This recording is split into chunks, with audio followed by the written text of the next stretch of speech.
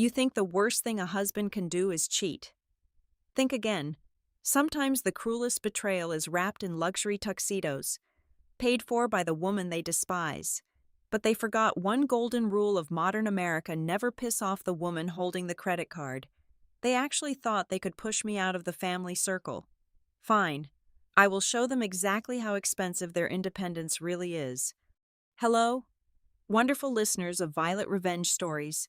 We sincerely appreciate your continuous support, but sadly, YouTube has recently turned off our monetization feature, leaving us entirely without an operating budget. If you find today's story engaging, please consider helping us with just $1, so our dedicated staff can pay for their daily lives and keep creating the content you love. You can easily support us by scanning the QR code on your screen or by clicking the donation link found in the video description and comment section. My name is Peyton Turner, and this is exactly how my world shifted on its axis.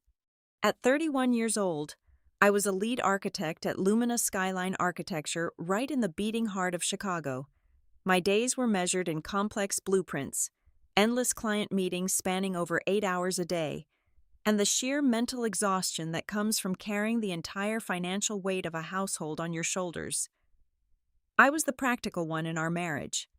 I was the one whose steady six-figure salary paid the expensive downtown mortgage, covered the luxury utility bills, and kept our comfortable lives afloat. My husband, Marcus, on the other hand, was a visionary, or at least that was the word he preferred to use when explaining his persistent employment gap. He spent his days sitting in coffee shops, chasing after one unrealistic startup dream after another, forever waiting for that big break that was supposedly just around the corner. It was a freezing Tuesday morning when Marcus dropped the news. He marched into our kitchen, holding a mug of black coffee. His face lit up with an intense, restless energy that I had not seen in him for months. "Peyton, I have to fly out to Aspen, Colorado tomorrow," he announced, leaning against the marble island. "It is a highly exclusive tech CEO retreat, 1 week long. The organizers were very clear that it is strictly a closed-door event, absolutely no spouses allowed. This is the networking opportunity of a lifetime. I truly believe this is going to change everything for us." I looked at him, taking in the nervous twitch of his smile and the strange, bright excitement practically vibrating in his eyes. I wanted to believe him. I really did. So, like the supportive wife I had always trained myself to be, I swallowed my exhaustion and helped him prepare. I spent the entire evening standing over the ironing board, carefully pressing the wrinkles out of his expensive thermal shirts and packing his thickest wool sweaters into his designer luggage.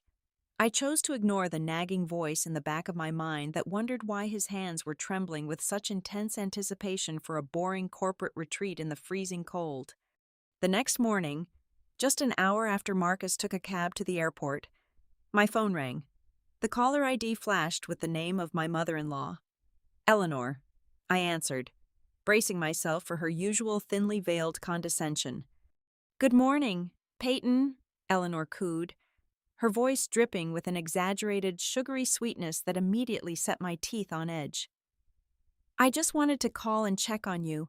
I know Marcus is leaving you all alone for a whole week. You must be feeling terribly lonely. But you have to be patient. You must endure being alone for a few days for the sake of a man's career future. He is destined for great things. You know, sometimes women like us just have to step back and let the men shine." "I am absolutely fine, Eleanor. I have plenty of work at the firm to keep me busy," I replied politely, gripping the edge of the kitchen counter until my knuckles turned white. We exchanged a few more hollow pleasantries before I finally ended the call, feeling a familiar wave of dread wash over me. There was something overly theatrical about her call, a performance I could not quite understand. With the house completely quiet, I decided to do some light cleaning before heading to my office. I walked into Marcus's study to clear his chaotic desk. As I picked up a stack of loose financial folders, a crumpled piece of thermal paper fluttered out from between the heavy documents and landed face up on the hardwood floor. I bent down to pick it up, fully expecting it to be another meaningless coffee receipt or an unpaid parking ticket. Instead, I found myself staring at an emergency tailoring bill from an exclusive menswear boutique downtown. The details printed on the receipt made my blood run instantly cold. It was a rush order for a custom velvet groomsman tuxedo. The total cost was $3,000. It had been paid in full using the joint credit card that I primarily funded. Why on earth would Marcus need a $3,000 velvet groomsman tuxedo for a snowy, rugged tech retreat in the mountains? Before I could even process the utter absurdity of the receipt, the screen of my iPad resting on the corner of the desk suddenly lit up with a silent notification. It was from the Find My application. During our anniversary trip to Europe last year, Marcus had an awful habit of losing his luggage. To prevent another expensive disaster, I had secretly slipped an Apple AirTag deep inside the inner lining of his favorite leather travel bag. He never knew it was there, and I had completely forgotten about its existence until this exact moment. I swiped the screen, my heart pounding a heavy, frantic rhythm against my ribs. The digital map expanded, the little red pin zooming out of the snowy Midwest and flying rapidly across the country map. It did not land anywhere near the snow-capped peaks of Aspen, Colorado. The pin settled firmly on the sunny, sprawling grounds of a wildly luxurious wine estate. Marcus was currently standing in the middle of Napa Valley, California. There was no tech retreat, there was no snowy mountain cabin, there was only a $3,000 velvet tuxedo, a sunny vineyard, and a perfectly constructed lie. I dialed his number. The line rang twice before he picked up, and immediately, a loud, artificial whistling noise blasted through the speaker. It sounded exactly like one of those cheap white noise applications you use to help a baby fall asleep, only amplified to mimic a severe weather event. "Peyton!" Marcus shouted over the manufactured static, his voice strained with fake urgency. "I cannot talk long. The blizzard here in Aspen is completely out of control. It is terrible right now. We are totally snowed in."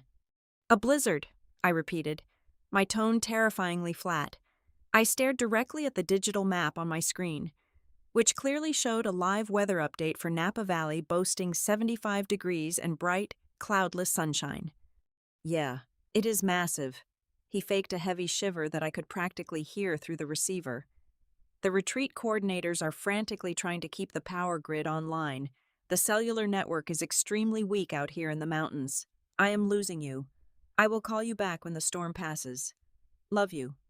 The line went dead. He hung up. I did not throw the phone against the wall.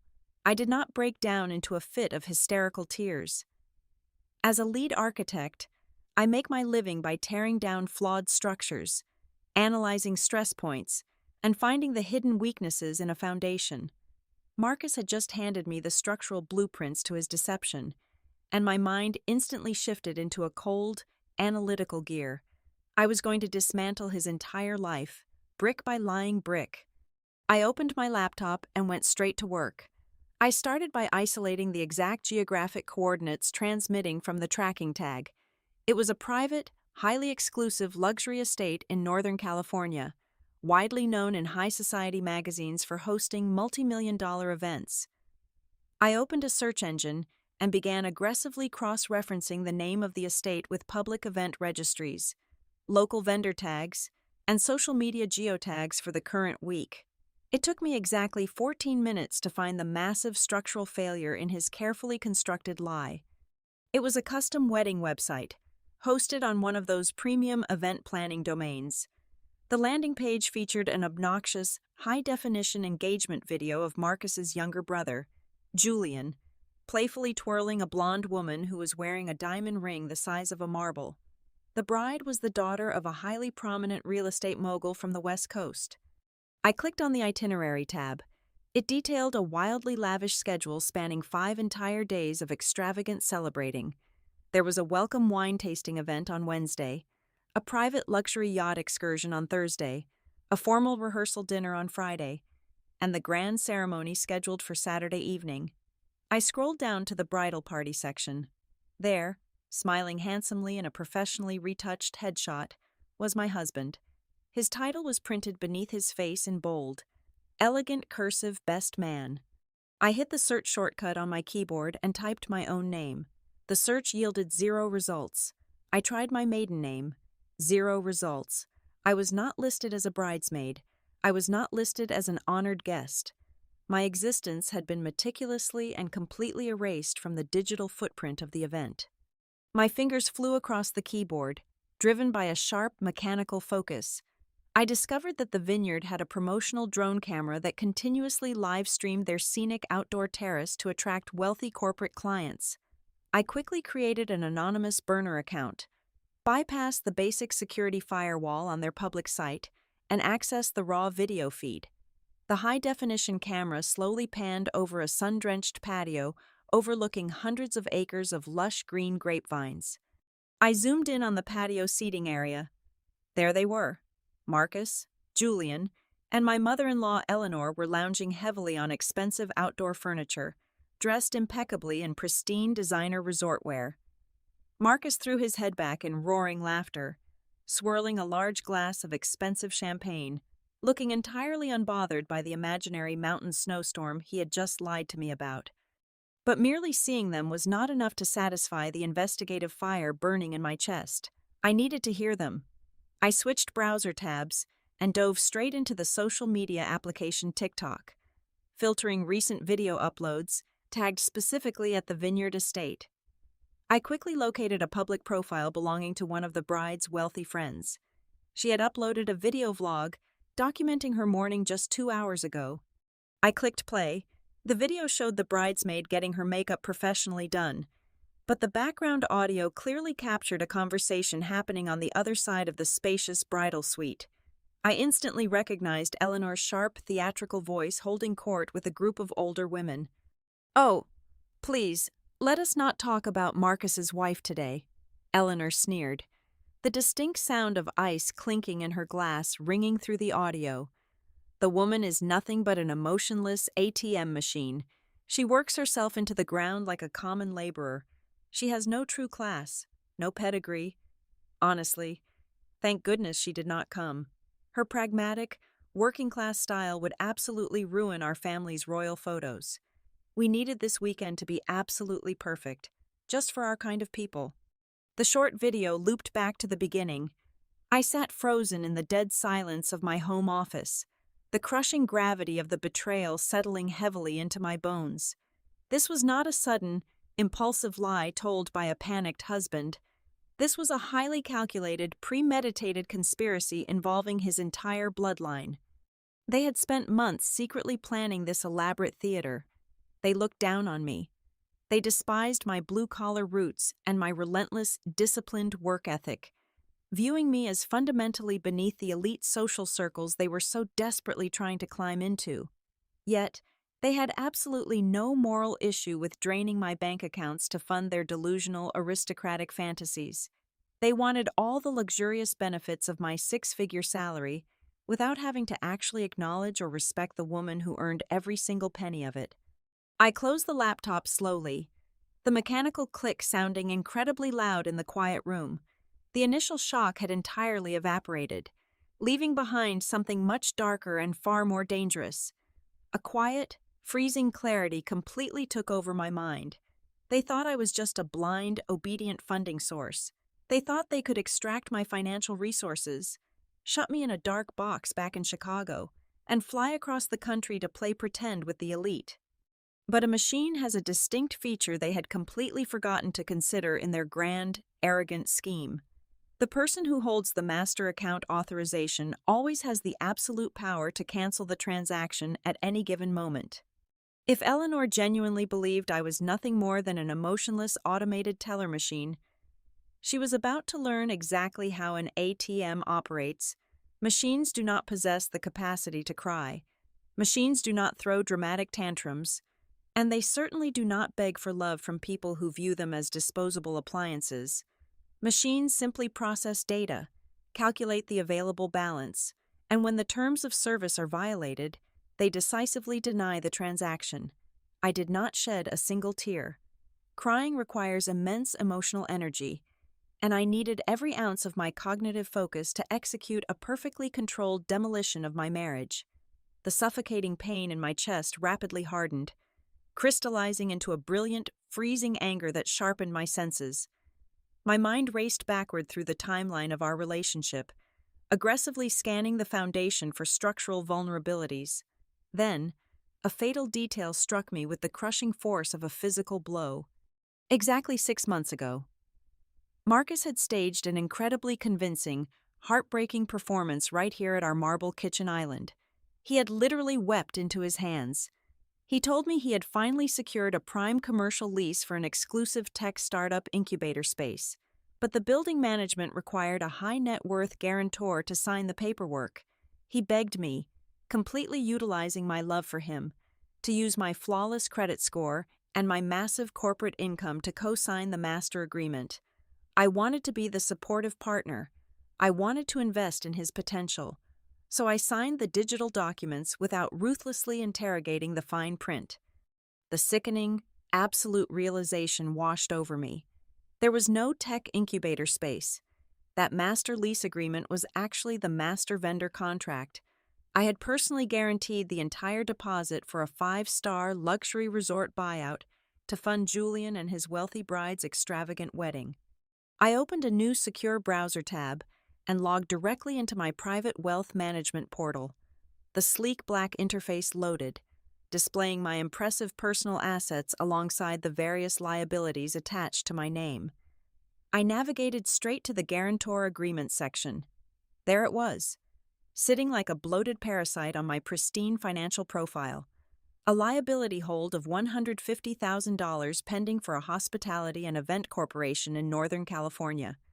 With a perfectly steady hand, I initiated the withdrawal protocol because the primary account holder, Marcus, had technically misrepresented the nature of the funds, and because the massive event had not yet cleared its final billing cycle.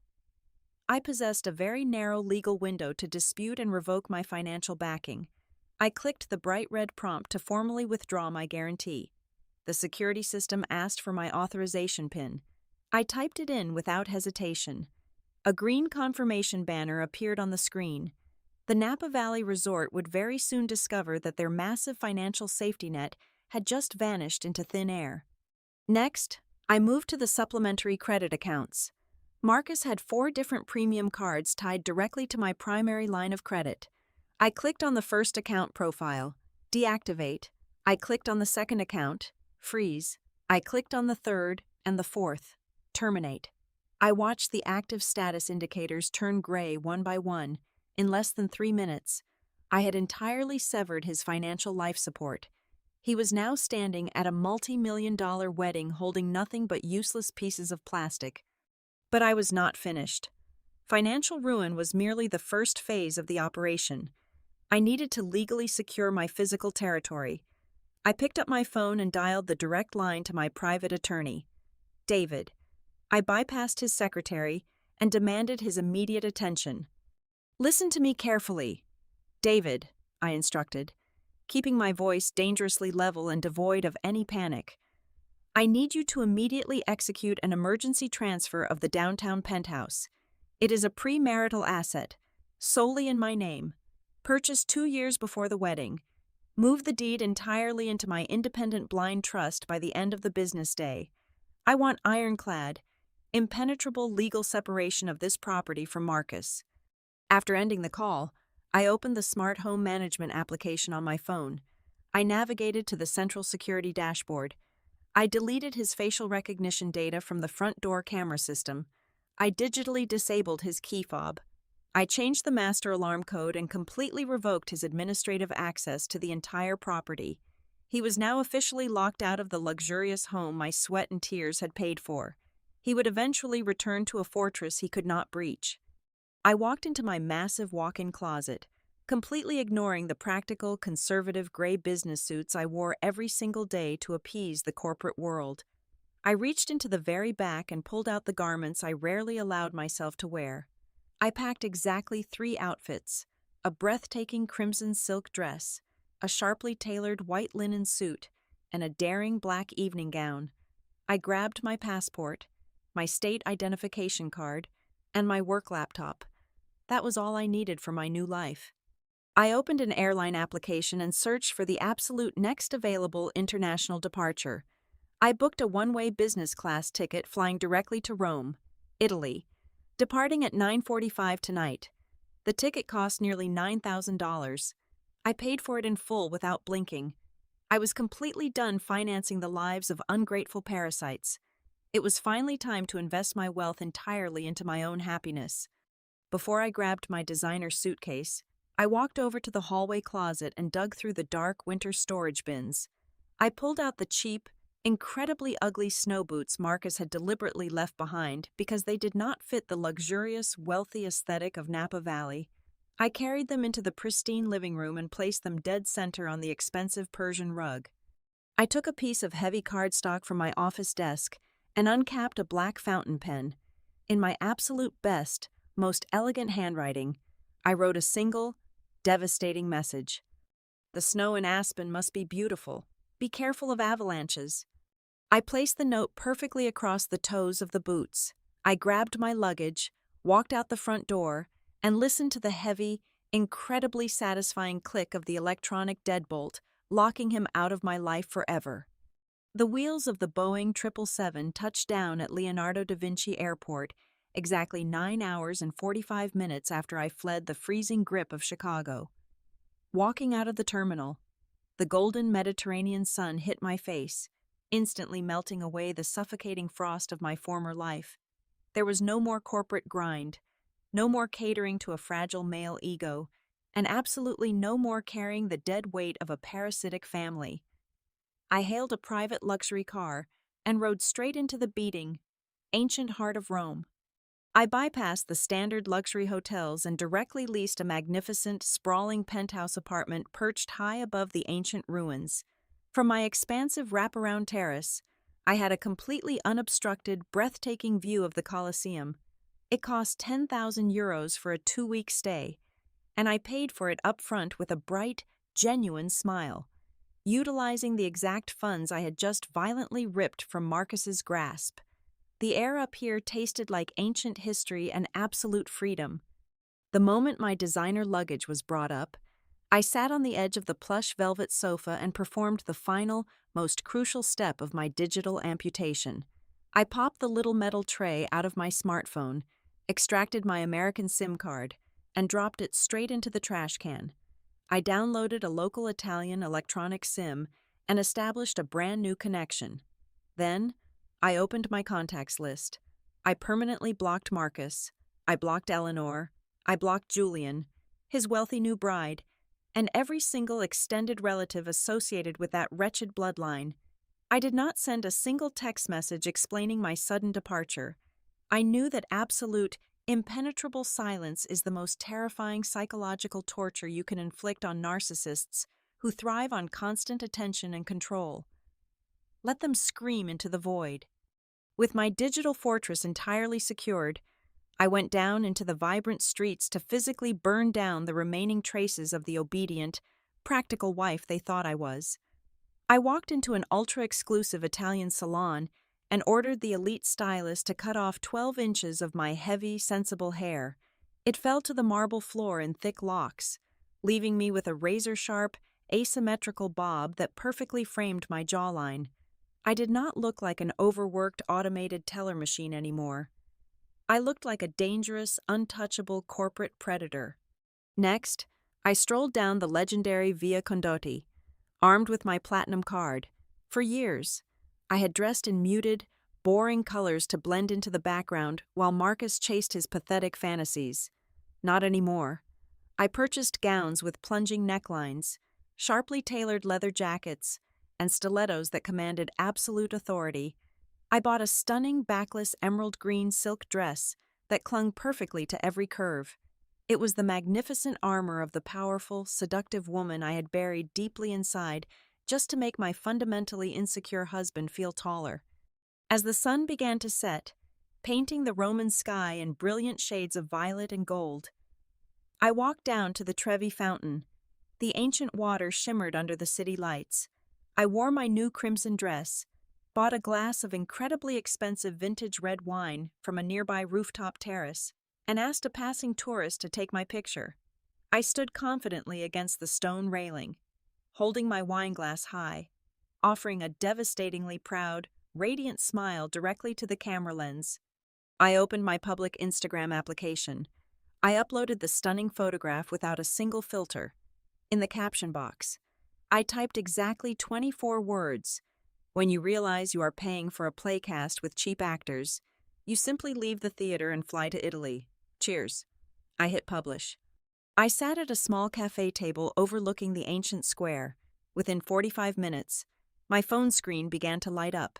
Even though I had blocked their numbers from calling or texting directly, my carrier application registered their desperate, frantic attempts.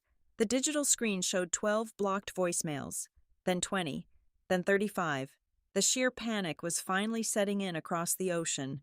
I casually swiped the notification center away, turned the screen face down on the cold marble table, and took a long, slow sip of my red wine. The trap had officially snapped shut. Everything was operating exactly according to the master plan. While I was breathing the crisp, ancient air of Rome and casually sipping my vintage wine, a completely different reality was rapidly unfolding across the globe. The dark, heavy clouds of consequence were finally gathering over the sun-drenched vineyards of Northern California. It was the fourth day of the extravagant wedding festival, the absolute pinnacle of their elaborate, expensive charade. Marcus was strutting confidently across the meticulously manicured lawn of the luxury estate, proudly wearing his custom $3,000 velvet tuxedo. He was completely in his element, holding a heavy crystal glass of top-shelf whiskey, expertly playing the role of the wildly successful tech entrepreneur to a gullible crowd of wealthy investors and naive socialites. Then, the very first crack in his fragile glass castle appeared. A mutual college friend, who was attending the wedding as a +1, walked up to Marcus near the outdoor bar and tapped him heavily on the shoulder. He held out his glowing smartphone, the screen brightly illuminating my recent, highly public social media post. Marcus stared blankly at the high-definition photograph of me wearing the daring emerald dress in front of the Trevi fountain. His eyes darted down to read the 24 words of my ruthless caption. The smug, arrogant smile completely vanished from his handsome face, replaced instantly by the sickly, chalky white pallor of absolute, heart-stopping panic.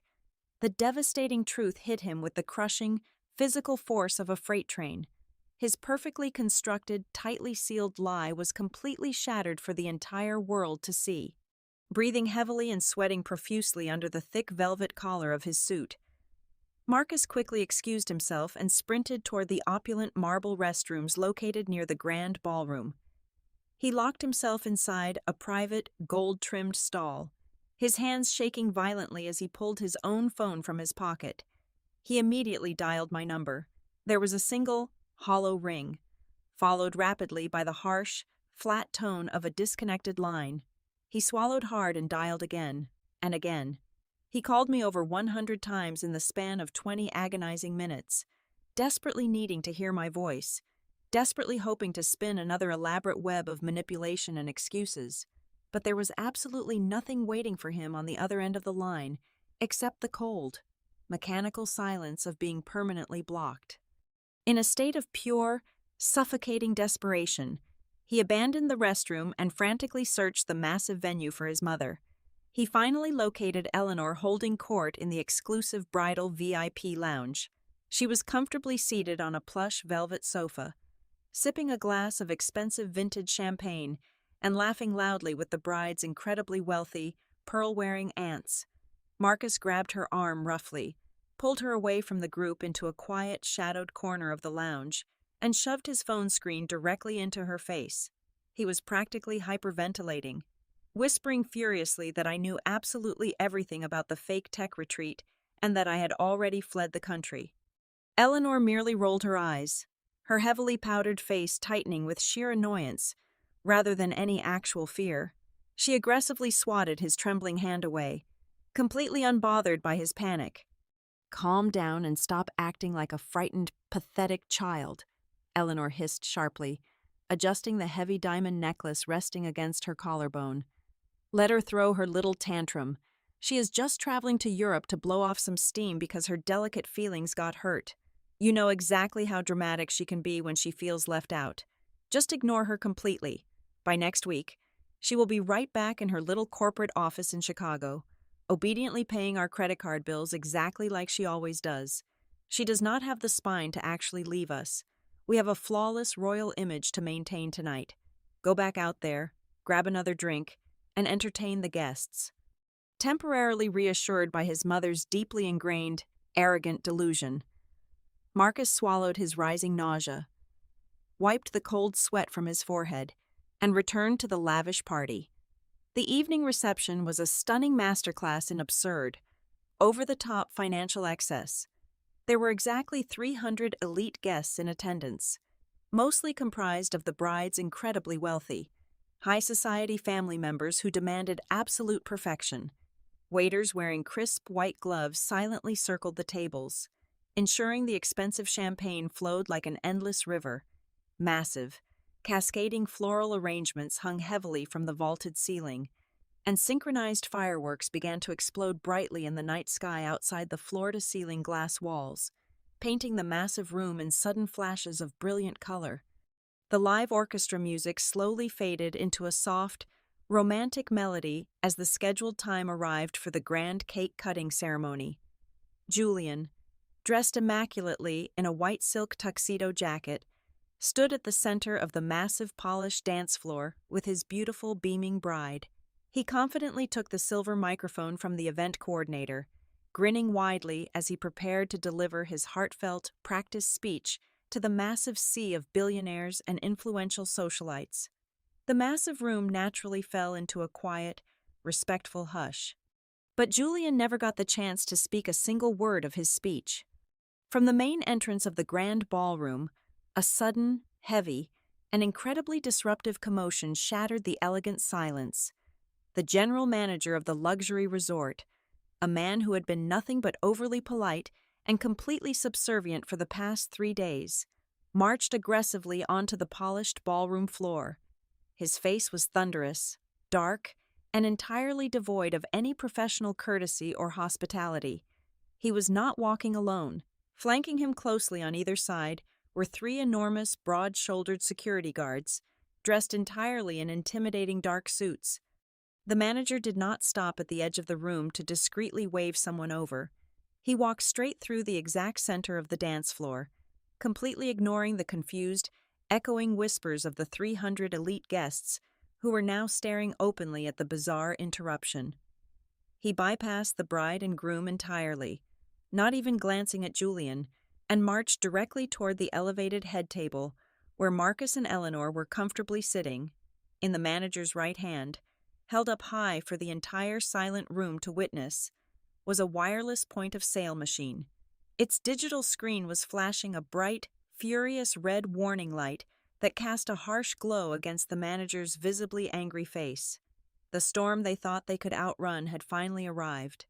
I did not have to be physically present in California to witness the exact moment my former family completely imploded. The wealthy attendees inside that ballroom did all the recording for me. By the time I woke up the next morning in Rome to enjoy a fresh espresso on my private terrace, the internet was already heavily saturated with dozens of viral video clips capturing the magnificent disaster from every possible angle. Through those glowing smartphone screens, I watched the absolute destruction of Marcus and his parasitic bloodline unfold frame by glorious frame. The general manager of the resort did not even wait for Julian to finish his sickeningly sweet, practiced wedding toast. He marched straight up to the elevated platform, aggressively snatched the silver microphone right out of the groom's hand, and turned to face the entire room of 300 elite guests. The live orchestra music screeched to a sudden, awkward halt. "Attention!" The manager's voice boomed through the massive venue speakers, completely devoid of any professional hospitality. I deeply apologize to the bride's family for this sudden disruption, but we have a severe criminal issue on our hands. To the family of the groom, the financial institution has officially frozen the master credit guarantee of $150,000 due to active fraud allegations. The primary cardholder has completely revoked all authorization. Your payment has entirely failed, and you are currently trespassing on this property." The collective gasp from the massive crowd of billionaires and socialites sounded exactly like all the oxygen being violently sucked out of the room at once. In one of the clearest, high-definition videos uploaded by a bridesmaid, I watched Marcus frantically dig into his pockets and pull out his phone. His hands were shaking so violently, he almost dropped the device into a crystal plate of expensive caviar. He hastily opened his premium banking application, desperately trying to transfer any available funds to save face, only to stare in absolute, paralyzing horror at the flashing red error messages. Every single linked account showed a balance of exactly $0. His administrative access had been completely terminated days ago. He was standing there in a $3,000 custom velvet suit, playing the role of a wealthy tech tycoon, and he did not have a single penny to his name. The bride's father, a ruthless, old-money real estate mogul who valued his family's pristine public reputation far more than his own life, slowly stood up from his front-row table. His face was a terrifying shade of purple, radiating pure, unadulterated rage. He realized instantly the humiliating truth. He was about to marry his precious, his sheltered daughter into a family of pathetic, broke grifters who were running an elaborate financial scam. He stormed past the heavily decorated tables, climbed onto the stage, violently ripped the microphone from the manager's hand, and turned his furious gaze toward the terrified groom. "This wedding is completely canceled," the father roared, his deep voice echoing fiercely off the vaulted glass ceilings. "I will absolutely not allow my daughter to legally bind herself to a pathetic family of deceptive, fraudulent peasants who cannot even afford their own parties. To all of my personal guests, please gather your belongings and head to the valets immediately. We are leaving this circus right now."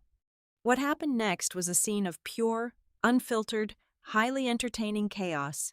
The venue staff, realizing they were definitely not going to get paid for 5 agonizing days of grueling labor and luxurious supplies, immediately cut the main electrical power to the romantic crystal chandeliers and the stage equipment. Suddenly, the massive, harsh fluorescent utility lights flickered on overhead.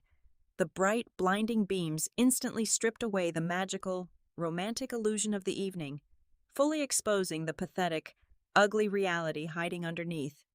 Total panic erupted among the independent vendors, the head florist and the catering director, absolutely furious over their massive unpaid invoices, actually rushed the head table.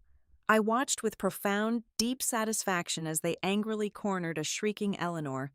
They aggressively demanded she hand over her heavy diamond and pearl jewelry as immediate collateral for the thousands of dollars worth of stolen food and vintage wine her family had just consumed.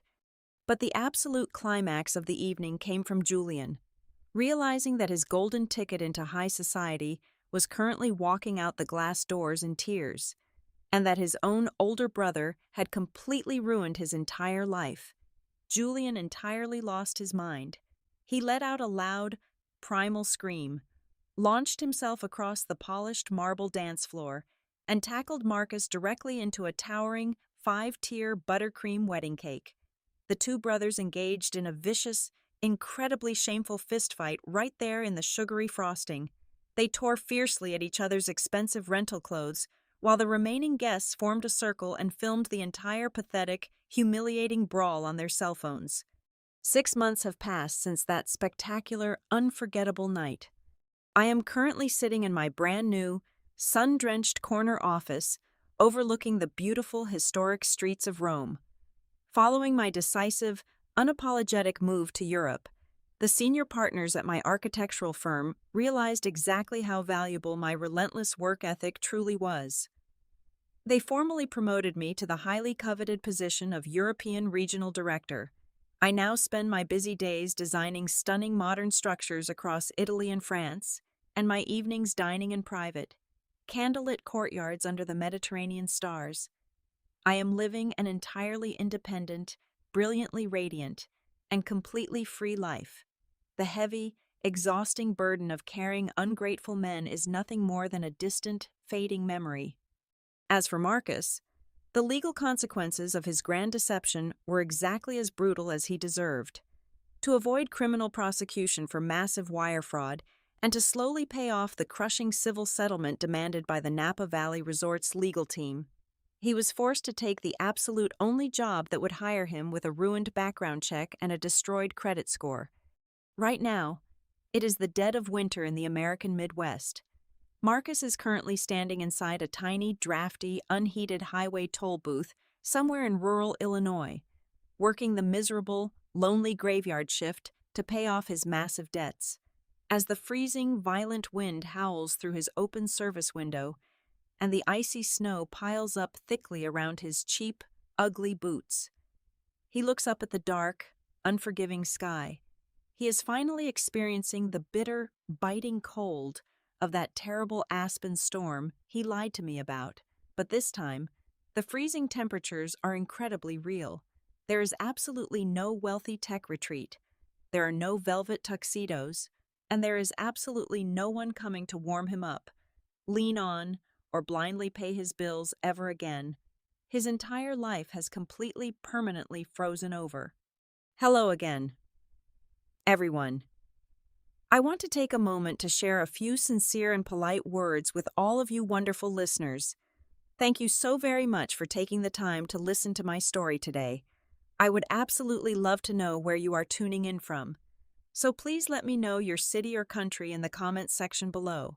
If you found today's story engaging and satisfying, please consider helping our incredible team with a donation of just $1. You can easily do this by scanning the QR code currently displayed on your screen, or by clicking the donation link found in the video description or the pinned comment. Your generous support allows the hardworking staff behind this channel to pay their bills, feed their families, and continue creating these amazing stories for you to enjoy. Thank you again for your kindness, and have a wonderful day.